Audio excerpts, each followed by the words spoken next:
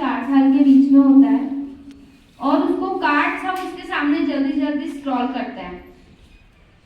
जब हम उसके कार्ड शफल करते हैं ना जल्दी जल्दी, तो जब वो बोलना भी नहीं सीखता या वो बोलना सीखा ही होता है, तब उसकी मेमोरी सबसे ज्यादा शार्प होती है।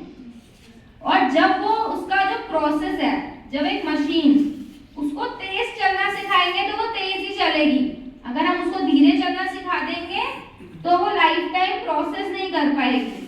बूस्टर मेथड वो मेथड है गाइस जो अभी के जमाने में चल रहा है, बच्चे उसको ले रहे हैं और उसमें हम छोटी छोटी चीजों पे ध्यान देते हैं कि जब बच्चा पैदा हुआ है, जब वो बोल भी नहीं सकता या वो जब बोलना सीखा होता है, तो वो कार्ड शफल करते हैं तो कैसे उसको लर्न हो जाता है। जब आप उस बच्चे से पूछोगे ना इसमें से सनफ्लावर कौन सा है 50 कार्ड्स के बीच में से, वो बच्चा जो बोल नहीं सकता वो फिंगर रखता है कि ये सनफ्लावर है। तो कुछ ऐसी चीजें हो गई है अब करके ऐसे टाइम पे जहाँ एक्चुअली लगता है कि करियर काउंसलिंग बहुत जरूरी है। कई बार हम समझने में शायद लेट कर देते हैं, बट जब समझ आती है तो उसकी अहमियत पता चल जाती है। और पहले जब हमारा पहले का टाइम था तब ये होता था कि हमारे दादा नाना, हमारी जॉइंट फैमिली सबको बहुत हेल्प करती थी क्योंकि वो हमसे कंटिन्यूसली बात करती थी। आजकल के टाइम पे न्यूक्लियर फैमिलीज हैं, हम लोगों का प्रोसेस जो माइंड का है वो इतना चल ही नहीं पाता और वो कहीं ना कहीं दब के या रुक के रह जाता है, जिसकी वजह से हम बहुत टाइम के बाद समझ पाते हैं कि हमें लाइफ में ये भी चाहिए था। राइट। सेकंड होता है इमोशनल काउंसलिंग और पर्सनल काउंसलिंग। आपके दोस्तों से लड़ाई होना, ब्रेकअप्स होना, आपके निजी लाइफ में कुछ ऐसे एपिसोड्स होना जिसको आप नहीं झेल पाते, जिससे आपके इमोशनल कॉन्फ्लिक्ट्स आते हैं कि हमने ये चीज़ तो कर ली बट समझ में नहीं आ रहा अब आगे क्या करें। तो आप काउंसलिंग में पर्सनल और इमोशनल काउंसलिंग की थेरेपीज लेते हो। थर्ड क्या होता है रिलेशनशिप काउंसलिंग।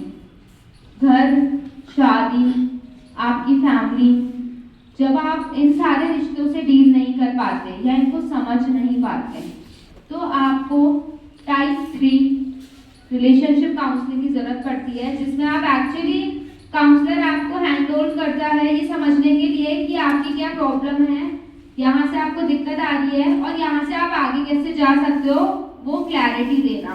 क्योंकि रिश्ते तो हमसे बेहतर कोई नहीं समझ सकता क्योंकि हमें पता है कि कौन सा रिश्ता की नींव क्या रखी है हमने।